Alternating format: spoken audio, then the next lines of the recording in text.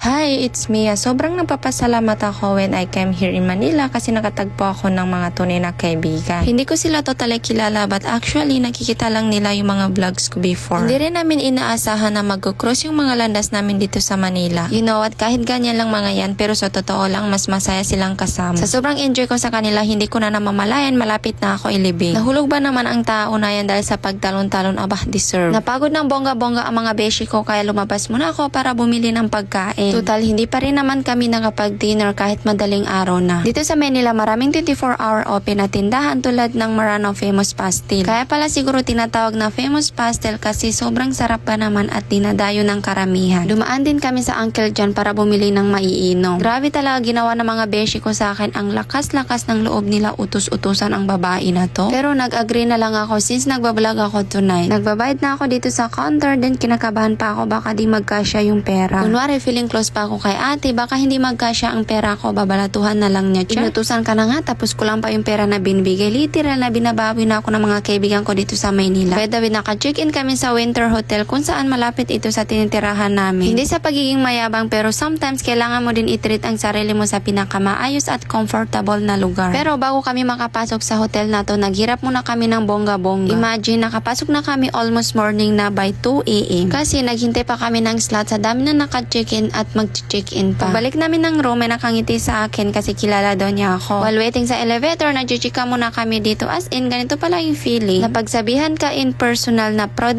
sa'yo. Ngayon ko lang na-realize na iba pala talaga ang naging impact ng mga vlogging ko dito sa Pinas. Namomotivate nila ako palagi sa katagang magpatuloy ka kung saan ka masaya, hayaan mo sila, hayaan mo yung mga taong ayos sa'yo. Dapat lang talaga hinahayaan mga yan kasi wala naman ambag sa buhay natin, hindi naman tayo kilala personally. By the way, nasa loob na kami kung saan patungo na sa room namin. Feeling ko ipaprank na naman kami ng mga buso na yan kasi wala na silang alam gawin kundi mang trip ng ibang tao. Ako minsan humihiwalay na yung kaluluwa ko sa katawan ko dahil sa panggugulat nila. Kailangan mo talaga ng doble ingat sa mga ganitong sitwasyon, baka paglamayan ka bukas o makalawa. Bale, kakain muna kami.